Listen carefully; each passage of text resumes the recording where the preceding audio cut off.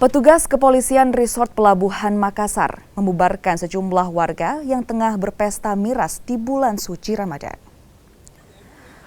Tim UPRC Angaru Polres Pelabuhan Makassar yang melakukan patroli menemukan sejumlah warga yang tengah berpesta miras di Jalan Sabutung, Makassar.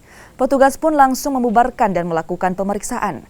Usai diperiksa, petugas akhirnya meminta mereka untuk pulang, sementara sisa miras langsung dibuang petugas.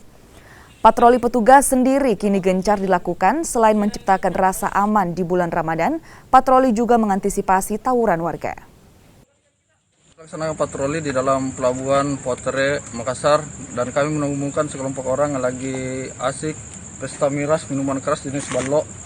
Dan ini sangat tidak baik, apalagi di bulan suci di Ramadan ini bukan memperbanyak minum, justru kita harus memperbanyak amal ibadah, sholat apa.